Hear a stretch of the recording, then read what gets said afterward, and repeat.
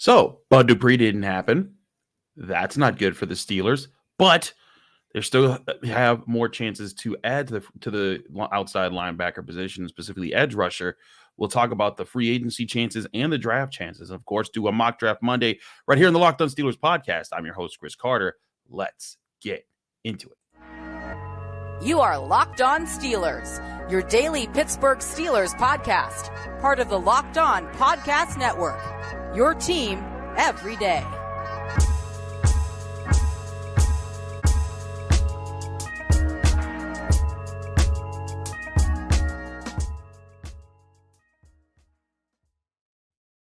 Hello and welcome to the Locked On Steelers podcast. I'm your host, Chris Carter, bringing you your daily dose of all things on the Pittsburgh Steelers. As always, you can find this show on your favorite podcasting app and especially on YouTube. Like this video if you enjoy it. Subscribe to this YouTube channel to get all of your daily Monday through Friday episodes as well as our bonus content. We thank you for making the Locked On Steelers podcast your first listen every day because we're your team every day. And today's episode is brought to you by Ultimate Football GM. If you've ever dreamed of being an NFL GM, this is your chance to play it on a game right on your phone. Download the game by just visiting ultimate-gm.com or look it up in your app stores. Our listeners get a 100% free boost to their franchise when using the promo code Locked On. That's LOCKEDON, Locked On, all capital letters, all one word, when you're in the game store for Ultimate Football GM. More on that later. So, hope everyone had a great weekend. I didn't want to record about this over the weekend because I feel like we could just talk about it on the Monday episode, but you most likely saw the news. Bud Dupree signed with the Atlanta Falcons about Friday, I think it was late morning. And so taking him off the list of the Steelers' potential third edge rushers that they could sign. And now this changes things a bit because I honestly thought Bud Dupree, when we were looking at Bud Dupree, wasn't the only edge option in free agency going into free agency, but he seemed like a reasonable fit because there was the chance that maybe a team wouldn't jump after him being a starter after his stint in Tennessee. Maybe he'd want to link up with the Steelers to show people that he could still be a really effective edge rusher for a year and then try to hit out in free agency again the next year. But Bud Dupree, it looks like, wants to go be a starter. There's nothing wrong with that. Good luck to him. He's going to the Atlanta Falcons. But now the Steelers are in a position where they're going to have to pay. They're going to have to still find that edge rusher, whether it's going to be in free agency or the draft. They cannot go into this season with the same kind of depth that they were looking at last year because Malik Reed was brought in from the Broncos as an emergency situation. Jameer Jones was the guy there, and they just last week let Jameer Jones, which is why we thought Bud Dupree might be a move that was coming. But, I mean, you look at their backups right now. They have Emeka Egbule. They have Quincy Roche and Tanner Muse, who the Steelers did sign as more of a special teamer who was added to the list there. None of those names should jump out at you and say, oh, yeah, this position is locked down. Now, maybe Quincy Roche rolls into it. There was a lot of upside to Quincy Roche from his time in Miami, and the Steelers, I think, were surprised when he got swiped off the practice squad. So maybe he can develop into one, but you don't want a maybe there. You want a guy that gives you a pretty good feeling, a positive feeling, moving forward, and that's either going to come with a decent draft pick or a veteran free agent that you add. We'll get to the draft picks in a bit. Let's go over the free agency field right now. Now, if you were to go look up what edge rushers were still available, you think, oh, wait, this is great. There's all these big names out here. Leonard Floyd, Jadeveon Clowney, Frank Clark. Look at all these edge rushers. Everything's great. Yannick Ngakoue still out there. Steelers can just sign one of them. Let me tell you, I doubt that that's going to happen. Now, not to say that it's just about money or anything like that, but each of those guys are looking to start somewhere. Leonard Floyd's 30 years old. Jadeveon Clowney's 30 years old. Jadeveon Clowney didn't like to be, Myles Garrett's number 2 on a defense that they were both going to start on. So that was a whole thing over there. You think he's going to want to sit behind TJ Watt and Alex Highsmith? No, that ain't happening. And Ngakoue also is 28. I think he's also looking to be a starter somewhere. There's guys, if you go down the list, there's guys that you could also bring up, Melvin Ingram's a free agent again, but I doubt the Steelers go for that this time.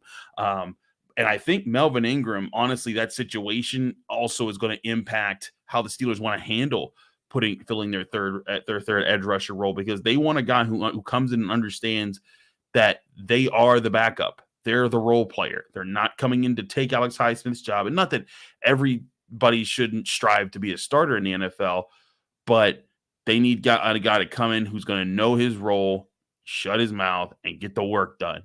And it's going to be, I think it's not so easy to find guys on the list that wouldn't be guys pushing for that starting time or just accepting that backup role. Now, one person who the Steelers tried to get last year who could still interest them now is Justin Houston. Granted, he's 34. The Steelers don't normally sign guys of his age, to add on to the team, but Justin Houston accepted a backup role for the Ravens, so maybe he'll accept one for the Steelers. It's tough to tell, but I do think that it would behoove the Steelers to at least try to add one of these players, even if it's a lesser known player out there. If they can find somebody to work, in the long run, I think that could be this sort of the situation that maybe they just need right now. Again, this is a bridge thing. If they're signing a free agent, they're not looking for the long-term guy that's going to be there forever. They're just looking for a person who could come in, give you good snaps off the bench, and make sure that your pass rush is still alive, even when TJ Watt and Alex Highsmith are both sitting on the bench, or subbing in, for one of them when they're injured, because we saw what happened when TJ Watt's injury just severely crippled the team for about 2 months there.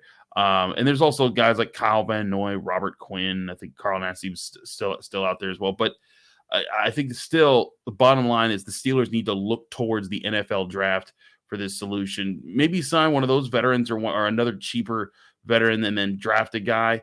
But still, I think that if the Steelers are looking to keep that, have that consistent flow of pass rushing and keeping guys fresh, and especially Watt and Highsmith fresh, so that they can be at their best in the fourth quarter, I think they need to make sure that they make a solid investment. I think they were trying to make that investment with Bud Dupree, but I think, as I said before, there was a good chance that he was probably going to want to be somewhere where he could start long before he would join the Steelers, and it would just take someone to give him that shot. Looks like Atlanta is giving him that shot right now. But like I said, still lots to talk about as far as the draft prospects. We'll go over. I've talked briefly about edge rushers, but it wasn't as much of a priority. But we'll go over some edge rushers prospects in this NFL draft and where the best fits might be for the Pittsburgh Steelers as we go down the list. All that and more right here on the Locked On Steelers podcast. But first, before I do anything else, I want to talk to you guys about our great sponsors at Ultimate Pro Football GM. Ultimate Pro Football GM is the #1 game if you want to play and be like an NFL GM. It gives you a chance to call the shots as far as running your franchise. You build the facilities, you hire the coaches, you fire the coaches, you draft the players, you trade players, you trade your draft picks, you do all the things that you can do to create your own dynasty of an NFL franchise. And that's all in there. You can name the team whenever you want. You can move all around. You play 25 seasons as a GM, and at the end, it stacks them all up and compares them against all the other people out there. I'm still on season 19 of my second run stint. I've won 17 of 19 championships. If you think you can do better, download the game and prove that you can. You could also play against other players. When you assemble your best team, you can put them out there and set them up so that they can challenge other people's best teams. But before you do any of that, you need to download the game. To download the game, go to ultimate-gm.com or just download it on your app store on your phone or mobile device. When you get to the game itself, be sure to go to the game store and put in the promo code Locked On. That's LOCKEDON, Locked On, and you'll get a 100% free boost to your franchise and all the stats involved with it. Again, download the game at ultimate-gm.com or look it up in app stores. Ultimate Football GM. Start your dynasty today.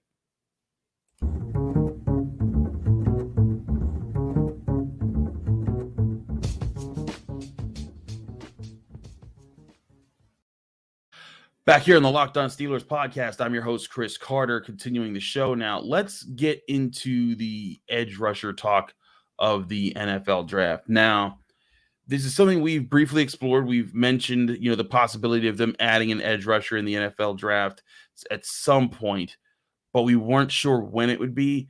And now I feel like it's almost got to come by the end of day 2, because you don't need a guy who's definitely a developmental piece and isn't going to be ready for that kind of action as your second, as part of a second rotation of edge rushers. You need a guy who's going to be ready to come in, may not be polished, may not be like ready to win right away, but he's a guy but you need a guy who has a really good upside, who can come in, give you quick relief, and also be getting better as he does it, so that whenever his rookie contract is up, that you're actually you have some options there with how you want to deal with that position, because that is an entirely important position. So let's go over some rankings here. Now, the top 2 guys, let's take them off the board immediately. That's, of course, Will Anderson Jr. of Alabama, Tyree Wilson of Texas Tech. Those guys are probably top 10 picks. They're going to be off the board. Where things get interesting is right after that, because there's a clear tier 1 and then a tier 2 of guys there. Now, Nolan Smith is a guy who I really like.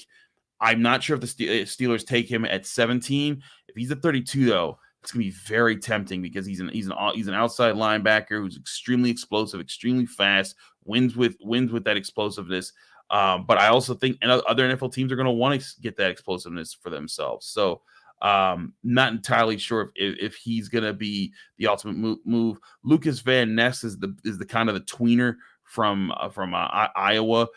Van Ness, of course, listed as an edge guy, but he's also can play on the inside a little bit there. I think he has the size requirements. I'm not so sure that he's going to last until 17, though. And I also don't think that the Steelers want to make their 17th overall pick another edge rusher when they have 2 of the best in the NFL already. There's Myles Murphy out of Clemson, who initially was looking like a top 10 pick before his injury, and now he's fallen back a bit, but he's still 6'5", 258 and only 21 years old. He could probably go, if he falls to 32, that's a serious Steelers. We might have to just take him and forget who all's calling.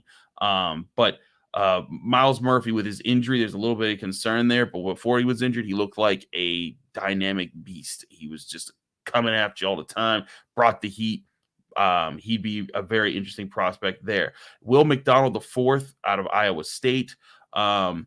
I think he's good because he's able to kind of win. He's able to kind of win on his own. Sometimes he's able to hold down the edge and turn back, turn back, the run game when it's coming his way. He's also a little bit quicker, so he's able to get around offensive tackles with his speed a bit.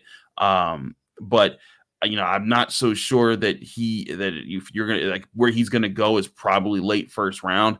I'm not so sure he'd be a guy I'd be excited to take at 32, maybe at 49 if he was still sitting around there.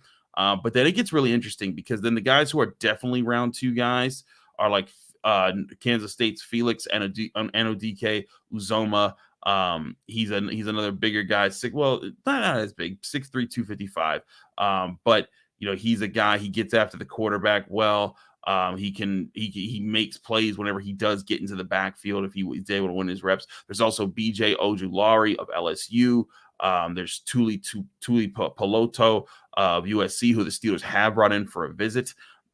There's Nick Herbig of Wisconsin, who says that he looks up to TJ Watt for how he was a pass rusher. And Nick Herbig, also a bit undersized, 6'2", 240, but finds a way to make it work.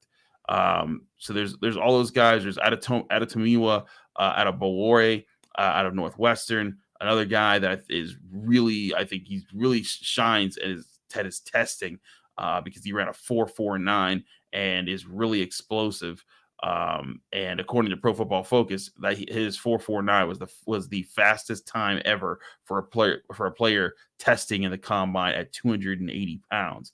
So there's that athleticism there.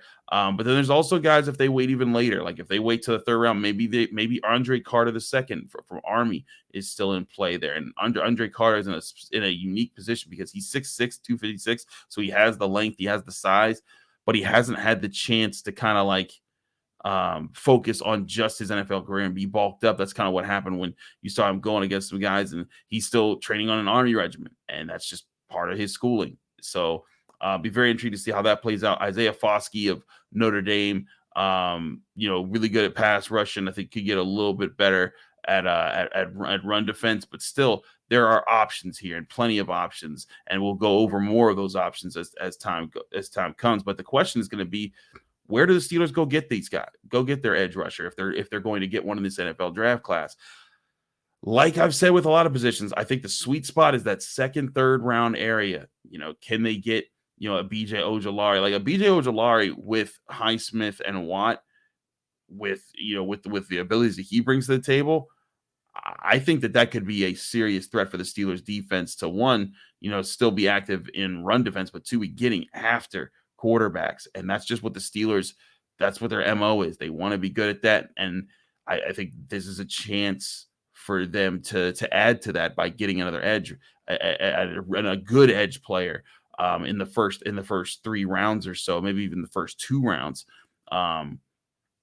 But yeah, there's still a lot of options out there. They could also wait and go get a guy like Byron Young or Colby Wooden in the 4th round.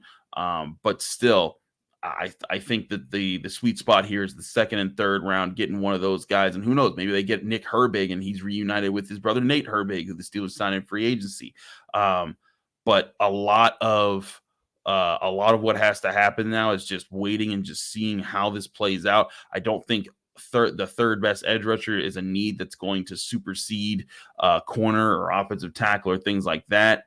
I think that right now, as far as edge defenders go, the Steelers are just, they've talked to their people. They know who they like. They're just waiting to see how things continue to play out, because we don't know. We don't know. Sometimes other teams get desperate. Sometimes teams value guys higher. If you remember, I think it was the Devin Bush year when the Raiders were coming up on the clock and they picked Cleveland Farrell, a defensive lineman, and everyone was like, "What was that? Why Cleveland Farrell wasn't supposed to go there?" And guys get pushed down. So all that being said, the Steelers are going to keep their eyes open. And now, as Steelers fans, you should too, because edge just got added to one of the more important things that the Steelers have to complete in this offseason, especially with this NFL draft. So that being said, let's get to your mock draft Monday picks. We'll do that in just a minute here on the Locked On Steelers podcast. Your announced winner for the second to last mock draft Monday of the season. We'll be right back.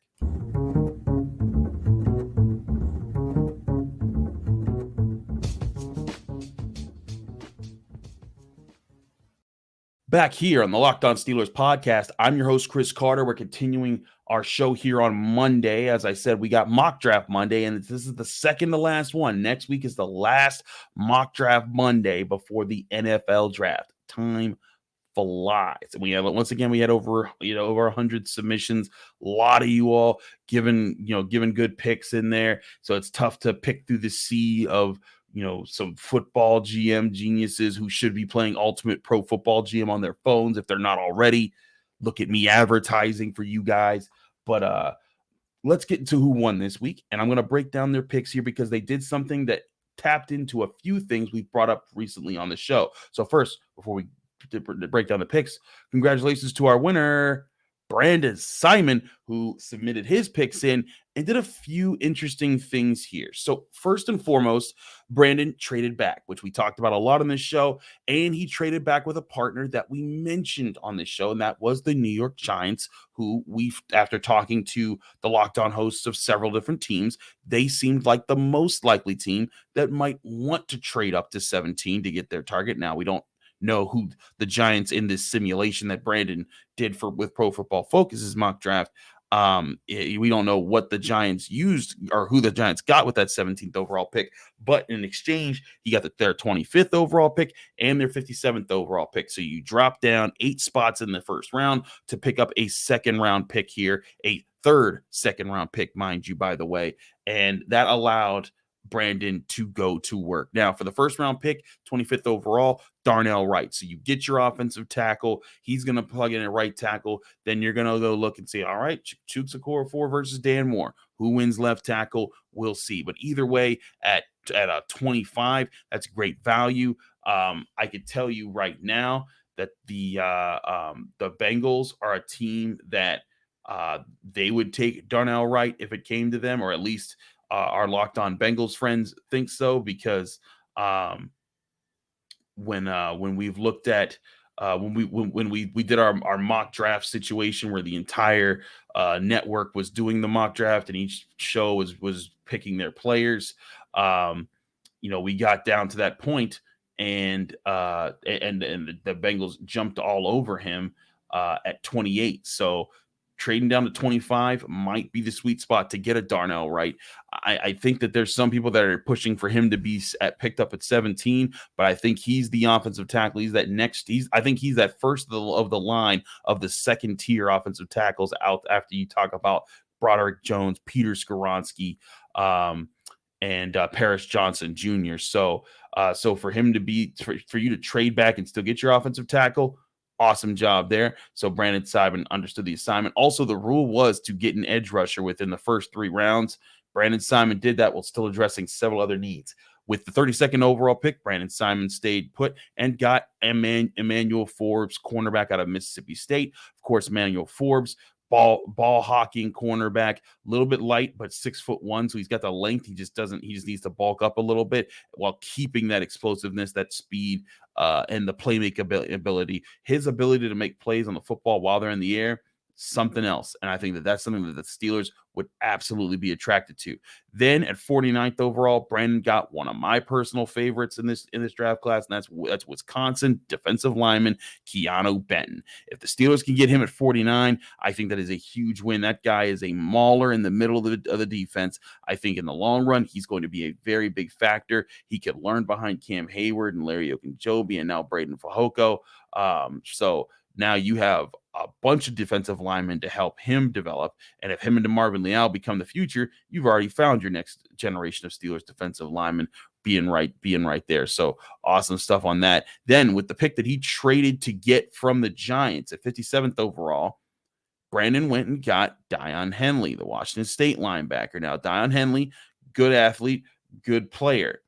I think that he can fit a scheme well. I think the biggest thing that he doesn't do as well is covering, and I will push back on this for as far as Brandon picks.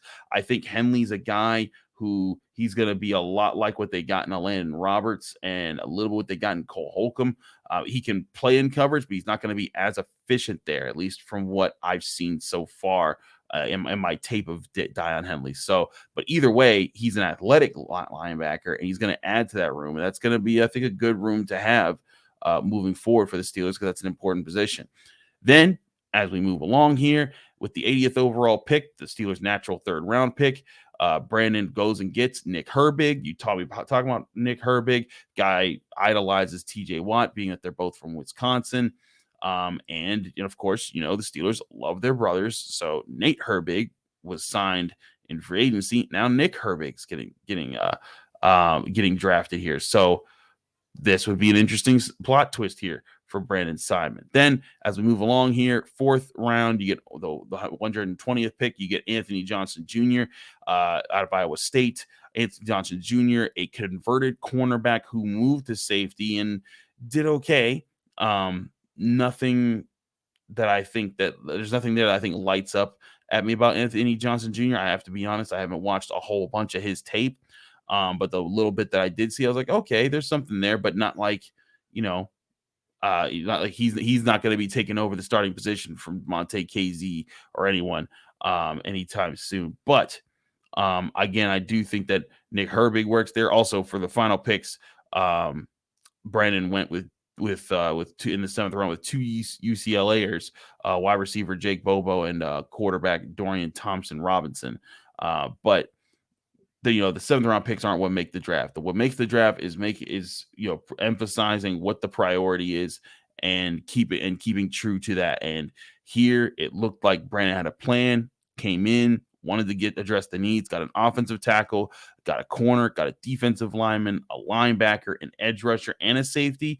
That's a lot of needs met all in one draft. And again, you get help by doing that by trading back. So good stuff on their part there, and good stuff on Brandon Simon's part here to assemble this mock draft team. I think this will be a very interesting crew to bring in for the Steelers with 3 second-round picks, a 3rd round pick, and Darnell Wright, your new offensive tackle, coming in. But what are the Steelers actually going to do? We'll keep discussing that as we continue to see how things play out before the NFL draft. Teams are going to start to get a little bit more aggressive. We'll keep you track of all of that right here on the Locked On Steelers podcast. Thanks again for tuning in. I'm your host, Chris Carter. Follow me on Twitter and Instagram at Carter Critiques. Read my work at the Pittsburgh Post-Gazette, where I cover all things Pitt athletics. If you want to know about Pitt players that are headed to the draft, we've done a lot of coverage of that as well as other things. So check us out there at post-gazette.com. And of course, you can find me right here on the Locked On Steelers podcast, Monday through Friday, doing daily shows on your Pittsburgh Steelers, breaking things down with a bunch of different guests. We got Wes Euler from Steeler Nation Radio. He'll be back tomorrow. This is going to be a fun episode. We'll see you then right here on the Locked On Steelers podcast.